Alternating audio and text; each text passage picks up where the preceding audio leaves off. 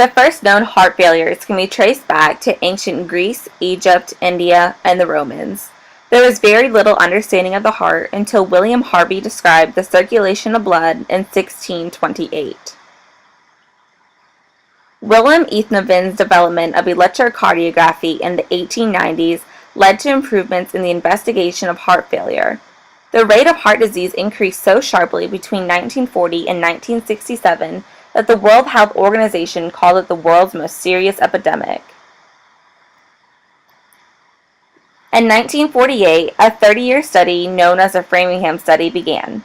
They studied over 5,000 people aged 30 to 62 who showed no signs of heart disease. Every 2 years, the participants underwent a complete physical examination. This study provided priceless information that predicted heart disease. Thanks to studies like the Framingham Study, today the causes of heart disease are known and preventable. Contrary to popular belief, heart disease and its related illnesses affect higher rates of women than it does men. While heart disease is the #1 killer of all American women, African American women bear a disproportionate burden of heart disease. There are a variety of factors that contribute to the amplified risk of heart disease. Research has found that the most common contributing health factors are lifestyle-related, such as obesity, lack of exercise, and high blood pressure. High blood pressure and obesity are two very critical risk factors, and recent national data has shown that 82.1% of African American women are overweight or obese. In 2008, the National Health Disparities Report documented that racial and ethnic minorities often receive poorer quality of health care and face more barriers in seeking care than do non-Hispanic white patients. Also, according to another study, African American women are 10% less likely to receive aspirin and 27% less likely to receive cholesterol-lowering drugs despite their already increased risk rate. Hi, I'm Margaret Freeman. And I'm Chelsea Bayliff. And we're here to tell you about our African American Studies Activism Project. While trying to decide on a topic, we discovered that African American women have the highest risk for heart disease in the United States. Most people think that men are at a higher risk than women for heart disease, and we want to shed light on the fact that actually the complete opposite is true. In an attempt to get the word out, we went out in the community to local businesses and passed out flyers that we created that list the risk factors and different resources. This is a flyer that we pass out to the local businesses. At the top it says it's not just a man's disease, and then we have the little pink hearts, and we did this to capture people's attention. We didn't want to overload our flyer with information because then we knew people wouldn't read it, so we just put what we thought were the most important facts. We wanted to reach out and let African American women know that they're more likely to have heart disease than any other race, and they're more likely to die from this disease than all other Americans. Also, we wanted African American women to know that they're more likely to be overweight, physically inactive, and more likely to have high blood pressure and cholesterol level, which are all risk factors of heart disease. We threw in this little thing called Know the Signs. We want people to be able to recognize if they are having something that could be related to heart disease. The signs include chest pain or discomfort in the jaw, neck, or back, weakness, lightheadedness, nausea, pain or discomfort in the arms or shoulders, and shortness of breath. And then at the very bottom, we just wanted to once again capture their attention by saying, "Are you at risk?" And then we wanted to let people know that they can find out more at AmericanHeart.org. We decided to target businesses and communities with a high African American population.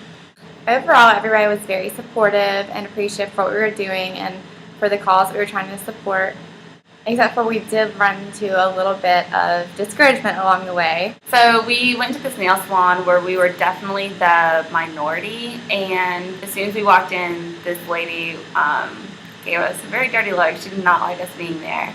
And we asked her if we could just leave the flyers there, and she didn't say anything. She just gave us this look. Rolled her eyes at us, and we were like, okay, well, we're just going to leave them over here. But even though we had that one problem, like, it didn't discourage us from what we wanted to do. We still wanted to continue to spread the word, and like Margaret said, most people were really supportive of the cause, and that made us feel really good about what we were doing.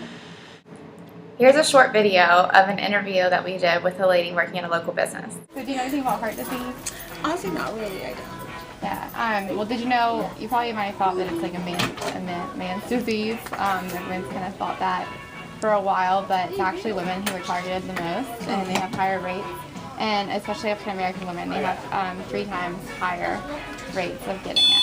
So we've got some signs and risk factors, and there's different resources and everything where you can like get a hold of agencies that can get more information and stuff. Okay.